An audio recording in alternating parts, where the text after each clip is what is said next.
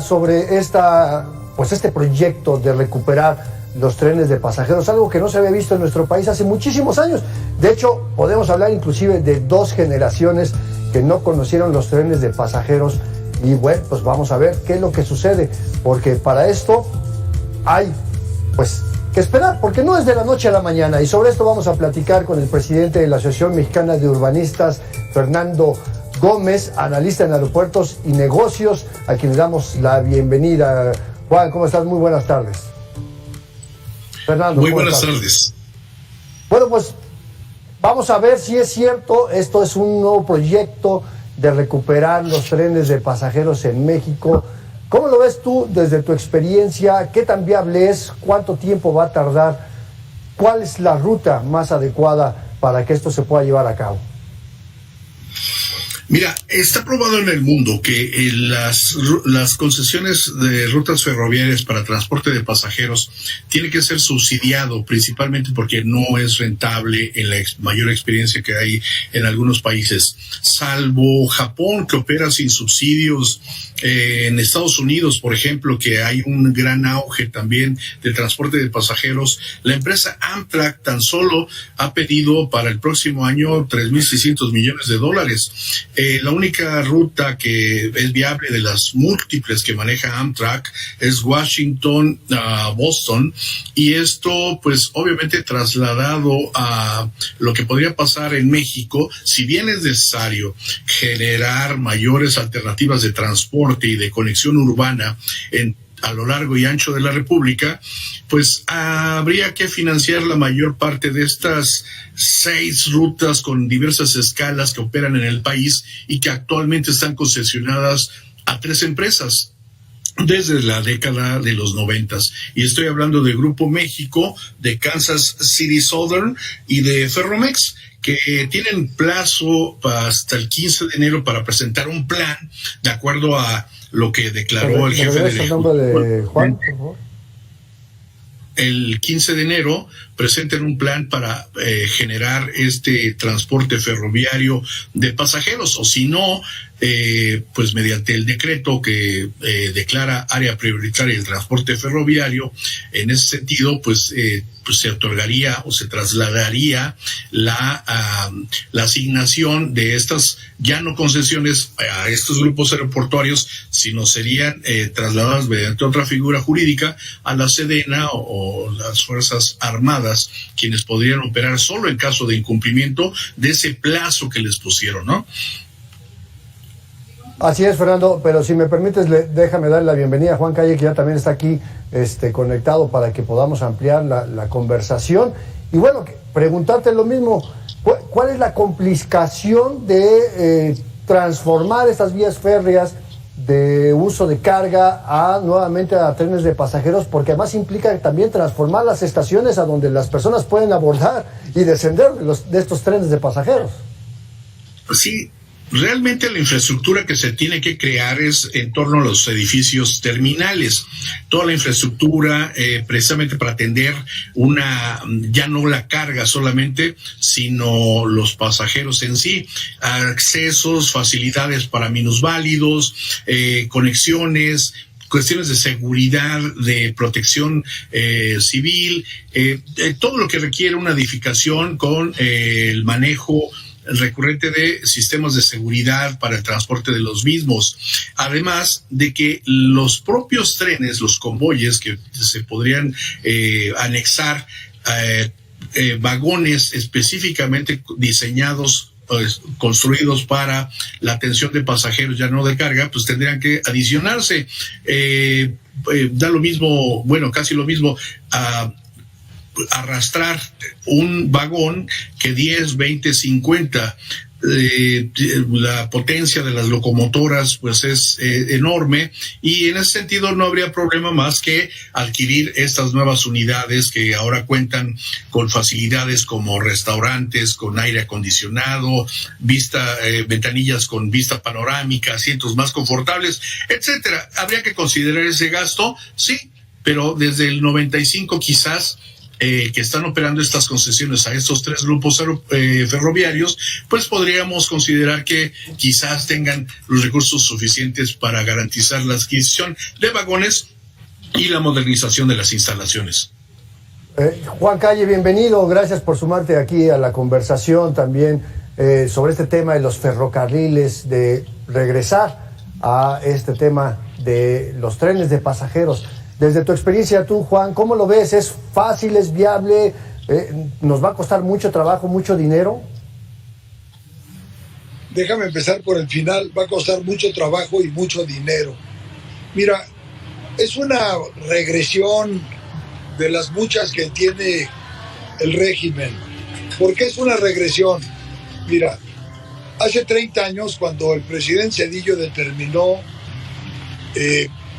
de alguna manera liquidar Ferrocarriles Nacionales de México, lo hizo porque Ferronales había acumulado un enorme pasivo laboral. Bueno, a ver, ni vendiendo ferrocarriles alcanzaba a pagar la deuda. El sindicato ferrocarrilero fue, en términos reales, la causa de la quiebra de ferrocarriles. Nomás le comento, en ese año el contrato colectivo de trabajo tenía 3.500 cláusulas.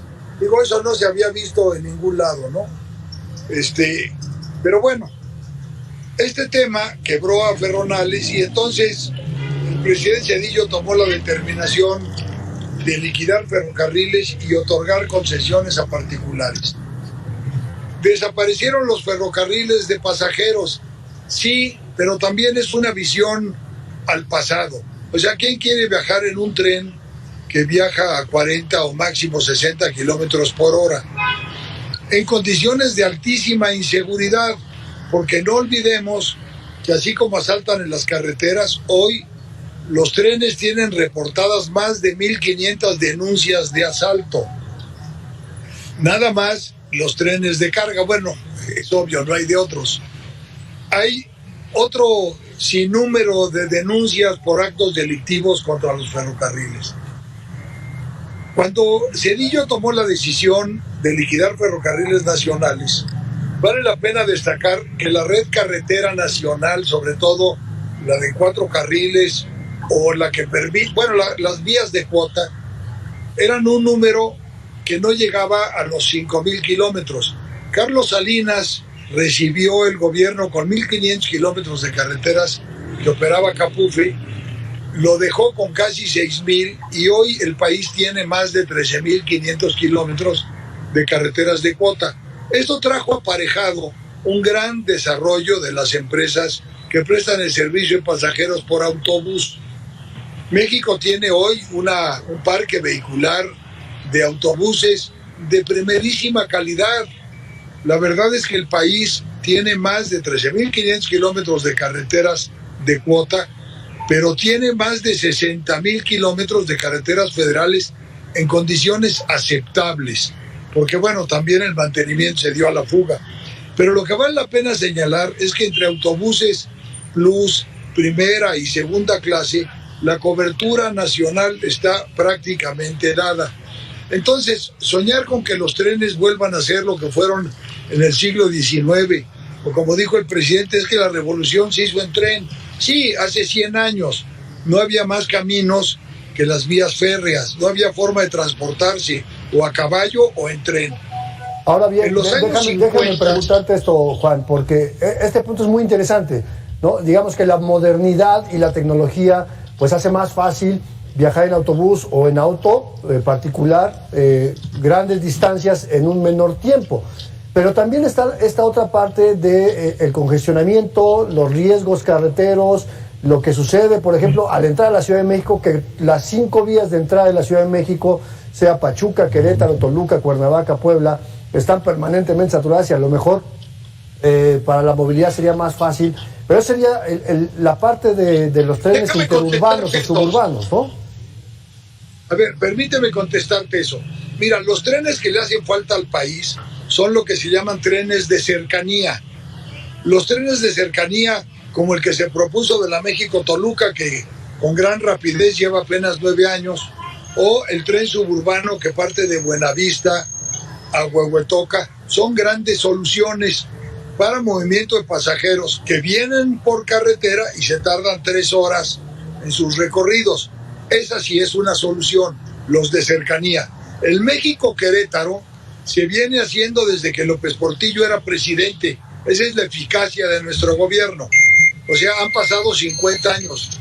¿Qué sucede con el México-Querétaro? Ese es fundamental para quitarle carga a la autopista Querétaro y hacer mucho más viable su funcionamiento para autobuses y automóviles.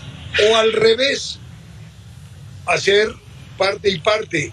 El México-Querétaro es fundamental porque ustedes ven todos los días enormes congestionamientos causados por los trailers que van con destino a Querétaro. Entonces, los trenes de cercanía son la gran solución, son los suburbanos, son los trenes que permiten movimientos rápidos entre 60 y 100 kilómetros de distancia que abarcan todas las zonas metropolitanas y suburbanas. Esa es la solución. No es ponerle más vagones de pasajeros a los trenes de carga para recordar o rememorar la Revolución Mexicana o los tiempos del Porfiriato. Vale la pena destacar que el costo llegaría a tal punto que los concesionarios no podrían sufragar, a menos que el gobierno lo subsidiara, los enormes costos que esto representa. Para mí, que el gran tema es que el presidente lo que quisiera es que Sedena, así como tomó el Tren Maya, tome el resto de las vías férreas. Claro, es una suposición de carácter personal. Si me lo permiten, Juan Fernando, vamos a hacer una muy breve pausa, solo un par de minutos, y regresamos con ese tema porque yo quiero regresar a la parte de la infraestructura, porque efectivamente hay vías férreas, pero no sabemos en qué condiciones están. Vamos a una pausa y regresamos aquí a Debates.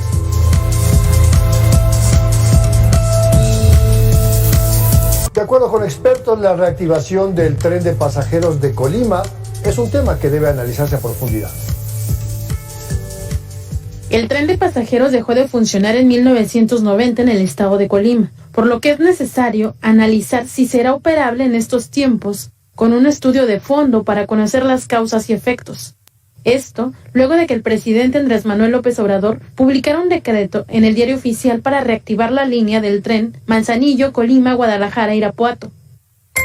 Me resulta muy complicado entender que dada la infraestructura que fue abandonada desde hace prácticamente 30 años, sobre esa misma infraestructura se pretenda subir a gente, es decir, a pasajeros.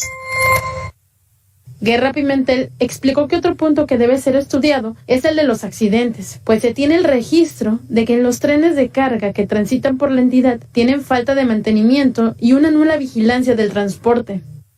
Yo no quiero pensar que es un capricho, que es una ocurrencia, que es un distractor más del presidente. Quiero pensar que se sentaron, analizaron, ya tenemos una carpeta de inversionistas, ya se analizó todo lo que tiene que implementarse para los equipamientos correspondientes.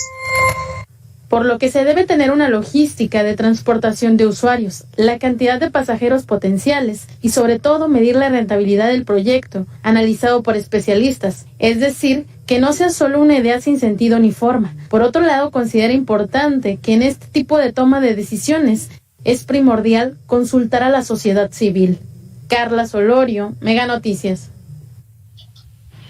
Seguimos platicando con Juan Calle López, presidente de la Asociación Mexicana de Urbanistas, y con Fernando Gómez, analista de aeropuertos y negocios. Y bueno, este de Colima es solo uno de los muchos ejemplos que se ponen sobre la mesa para analizar realmente la viabilidad de recuperar esto de los trenes de pasajeros. Déjame regresar contigo, Fernando. ¿Cómo ves tú este ejemplo de Colima?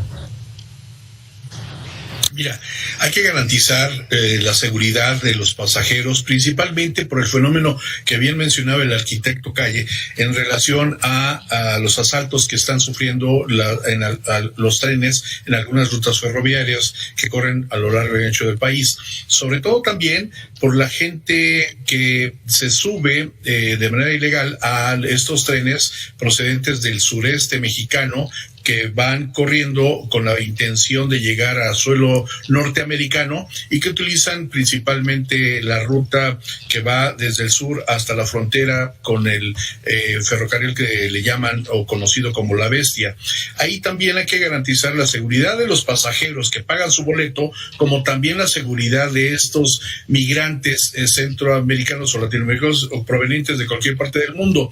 La infraestructura que se requiere para esto no nada más requiere de invertir en los vagones y en las instalaciones, sino también de garantizar con esquemas de seguridad toda esta logística o toda esta operatividad que conlleva la conexión principalmente de los destinos, de las urbes, pero que está lejos, como mencionábamos al principio, de llegar a un plan de inversión viable, porque está demostrado, como lo decíamos al principio, que no es rentable operar pasajeros en rutas ferroviarias, a menos que sean subsidiadas. Mencionábamos los subsidios que pide Amtrak en Estados Unidos y los subsidios que en el caso del Tren Maya están solicitando para el próximo año, que ronda los más de 5,900 millones de pesos. Esto aunado también a la ruta que se establecería en el istmo de Tehuantepec y que, pues no obstante que es necesario para la infraestructura del transporte, pues para pasajeros se ve muy distante que cumpla con el objetivo. Y esto me lleva a regresar a este punto que decía yo antes del corte, Juan, que era precisamente, no sabemos en qué condiciones están actualmente todas esas líneas, de esas vías férreas que durante décadas han estado abandonadas y que en todo caso habría que quitar, reponer, cambiar durmientes, volver a tirar el empedrado. ¿Cuánto tiempo tendría que costarnos o cuál sería, en un supuesto claro, porque no lo sabemos, lo que tendría que invertirse en un estudio previo para esto, Juan?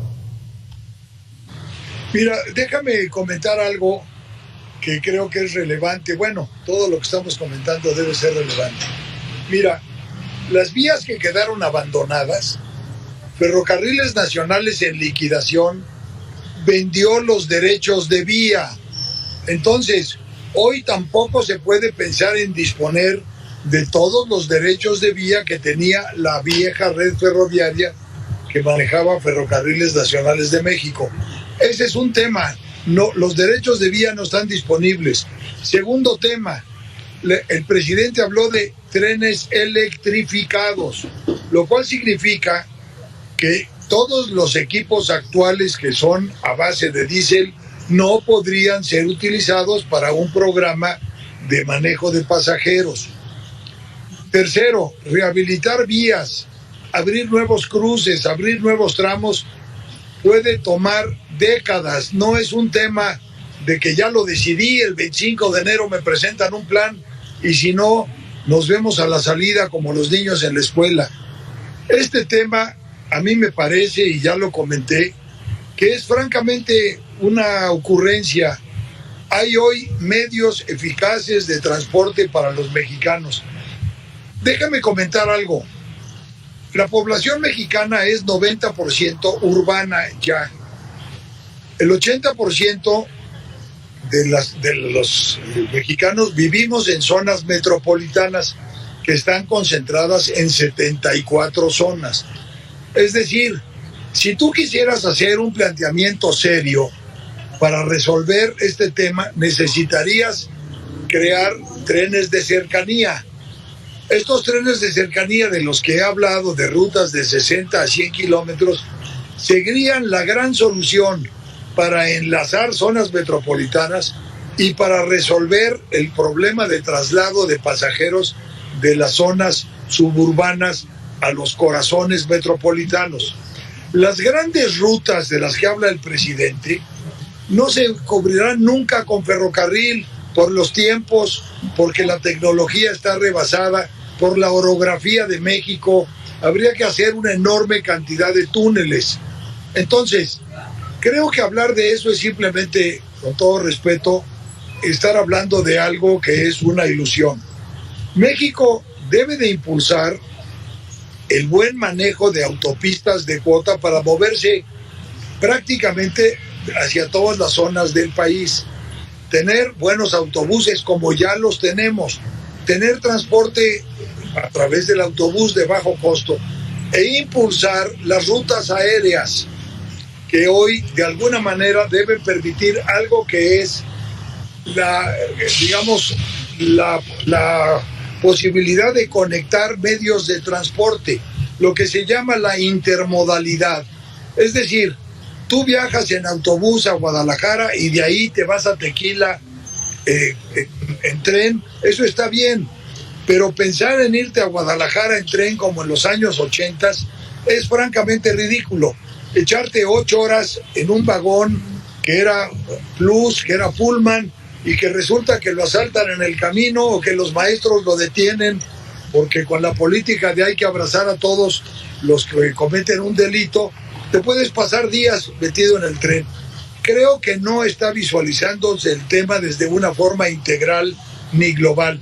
Por supuesto, no aguanta el menor análisis económico, y me extraña porque Hacienda es muy riguroso en presentar estudios de costo-beneficio para cada inversión que pretenda realizarse, sobre todo si involucra, como en este caso, una infraestructura federal, que son las vías y las concesiones que hoy están en manos de particulares.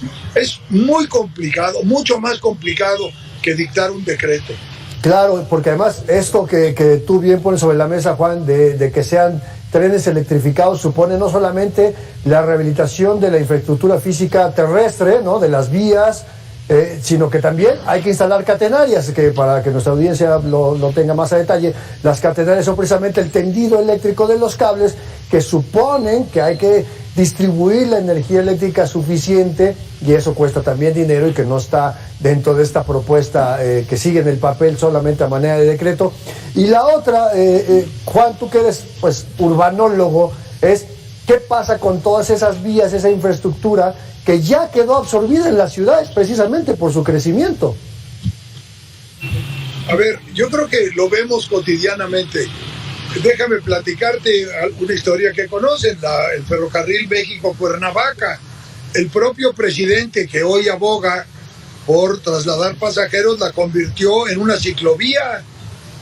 Cuando fue jefe de gobierno, toda la infraestructura ferroviaria del tren México-Cuernavaca se convirtió en una ciclovía, en la que, por cierto, las pendientes son tan grandes que hoy se utiliza como transporte de motociclistas para cruzar la ciudad. Entonces, la ciclovía fue la vía México-Cuernavaca. Insisto, el gran patrimonio inmobiliario que tenía Ferrocarriles Nacionales se vendió. Hoy los derechos de vía, unos quedaron brutalmente invadidos desde aquel entonces, se llenaron de viviendas precarias.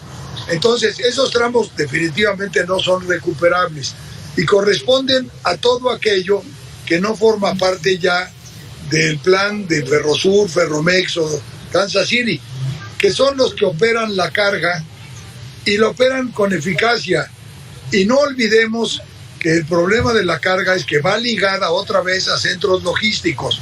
Pongo el ejemplo, Lázaro Cárdenas, lo que requiere es un aeropuerto y una plataforma para recibir ferrocarril, para manejar transporte por carretera a través de trailers.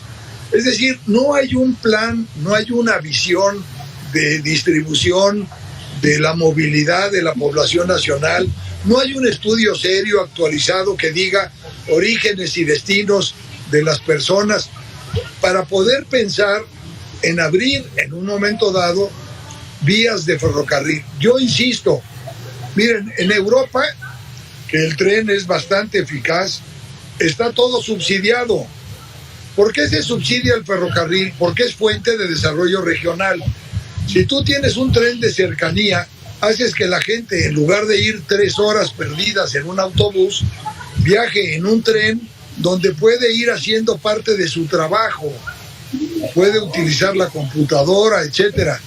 Entonces, no hay una visión integral de la solución, ni mucho menos del origen del problema que plantea el presidente. Fernando, ahora, viendo esto que tú comentabas al inicio de las empresas de ferrocarriles de carga, y como analista de negocios, ¿crees que realmente tengan la capacidad de poder presentar un proyecto de transformación de carga a pasajeros? O que tengan el interés incluso. Dicen que, esta es una buena ocurrencia, tiene una buena intencionalidad, pero carece de un plan estratégico, de un plan ejecutivo, lo que en el sector privado es fundamental para saber cuánto vas a invertir, pero también cuánto vas a recuperar para lograr la máxima eficiencia y eficacia operativa. Esto carece, y lo hemos visto ya con el aeropuerto Felipe Ángeles, el Tren Maya, con los sobrecostos y otros proyectos de gran envergadura que están sucediendo actualmente, precisamente porque no hay esa expertise que te permita tener garantizada la viabilidad de este tipo de proyectos. Si bien es cierto que tiene que ser subsidiado este tipo de transporte, pues de dónde van a salir los recursos, por un lado, y por otro, también pensar en un plan estratégico que permita visualizar un sistema intermodal de transporte que complemente el ferroviario, el carretero, el marítimo portuario y el aéreo, precisamente para satisfacer las necesidades que tiene la industria y la población en general en materia de transporte, para comunicar mejor al país, comunicar bien a las urbes y sobre todo, como bien lo señala el arquitecto, pues tener esas oportunidades de desarrollo y de mayor productividad. Pero ¿qué está pasando? No se consideran, y sobre la marcha, ahora sí, si me permiten el término, se van arreglando sobre las rodillas los problemas que pudieran irse presentando y que ya hemos mencionado algunos de los muchos que podría haber en ese sentido. No basta con tener la buena intención. Hay que hacer los estudios previos y sobre todo, como dicen, ponerle el cascabel al gato. Es decir, plantearle al jefe del Ejecutivo con la verdad, con argumentos sólidos, precisamente para no llegar a políticas públicas mal implementadas que proyectan una mala imagen y que sobre todo generan una incertidumbre en el sector productivo del país. ¿Qué estoy diciendo? Las empresas, darle certidumbre para precisamente garantizar las inversiones que están haciendo hasta el momento y sobre todo no vivir pendiendo o dependiendo de decretos o de decisiones verticales que amenacen la viabilidad de las inversiones. Si no, el riesgo país se eleva y los costos, también los créditos, los financiamientos, las participaciones del sector privado, sea nacional o extranjero, pues se elevan, se disparan fácilmente porque no hay garantías. Hasta en eso hay que pensar, en la imagen de la viabilidad, de la rentabilidad del país como proyecto, como medio de inversión, para precisamente recuperar las ganancias y sobre todo también lograr la viabilidad y los objetivos de un transporte que le urge al país para generar mayor productividad, mejor conectividad, dado que en el transporte ferroviario, retomando el tema, pues en los 80s alcanzaba los 23 millones de pasajeros. Para 12 años después, 1992-93, había bajado a casi la mitad, con 14 millones. Por eso es que determinaron, entre otras causas, concesionar estas rutas ferroviarias. Actualmente, pues la competencia que hay con el transporte carretero o de autobuses para pasajeros y el aéreo, pues difícilmente le va a permitir participar en este pastel del transporte al sistema de transporte ferroviarios. Si bien hay que observar las cuestiones de seguridad para pasajeros, para las rutas, para los vagones y las instalaciones y sobre todo la intermodalidad que se requiere y que está pendiente desde hace décadas, es lo que hay que atender con mayor urgencia, pero sobre todo los planes de inversión, los planes de viabilidad que garanticen, no obstante que sea recurso público o privado, pues la viabilidad de las inversiones, de cada peso que se invierte tenga una rentabilidad suficiente. Así es, y es un tema de inversión, de costos, de viabilidad, de desarrollo económico, pero no se despeguen, vamos a ir rápidamente a una pausa, un par de minutitos, y regresamos aquí a Debate.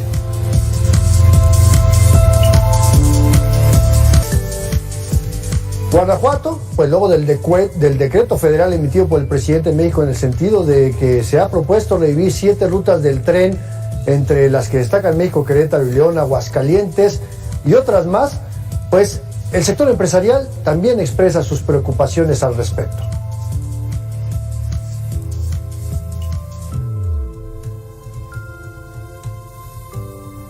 toda obra que venga para el estado de Guanajuato debe ser benéfico para el sector construcción. Hay que ver cómo vienen los lineamientos, cómo vienen las bases para poder participar en él.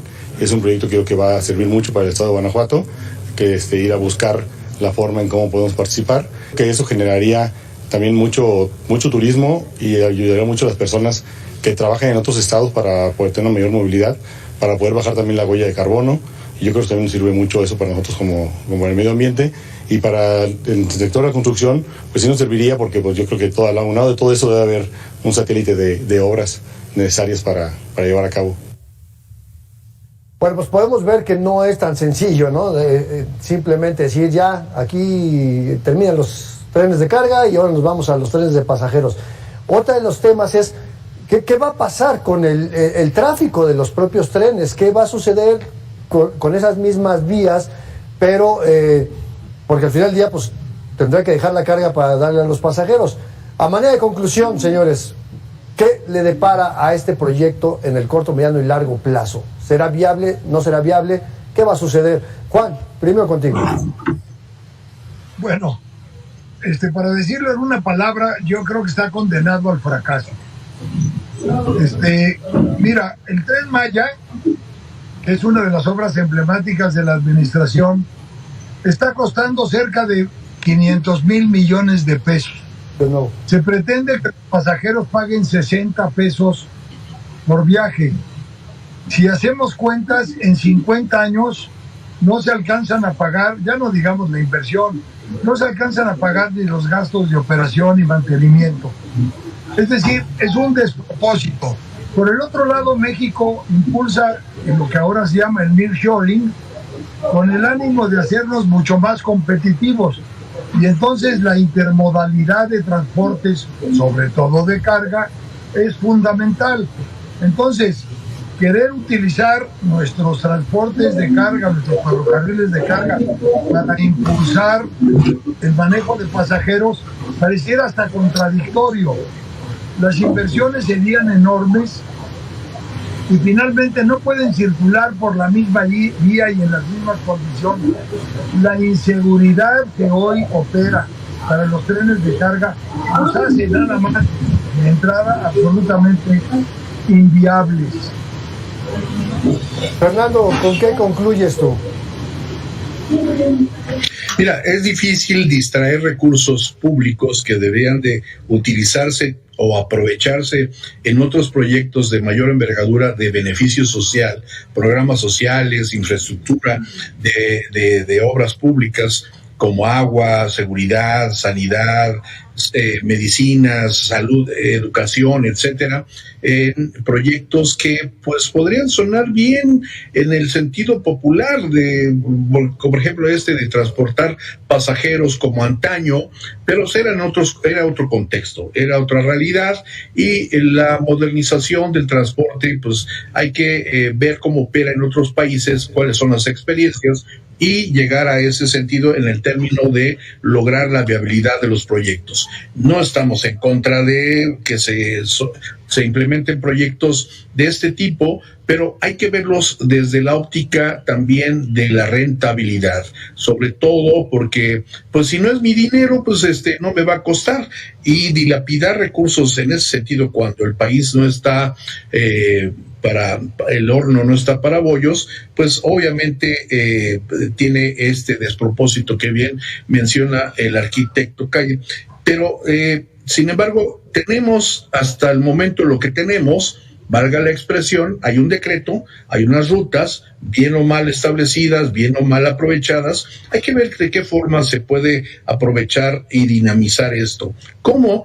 Pues mediante un plan integral de transporte nacional que integre el transporte intermodal, que genere la inversión necesaria como para el sector de la construcción, el sector del turismo, todas las áreas dinámicas de la economía del país, para precisamente generar certidumbre. De lo contrario, pues no tenemos más que un anuncio y ahí a ver cómo le hacemos en el camino. Eso cuesta mucho para este tipo de proyectos. No nada más en México, en cualquier parte del mundo tiene que haber certidumbre para garantizar este tipo de proyectos y que nos lleven a buen término. Qué mejor que tuviéramos un tope óptimo, pero al parecer falta mucho.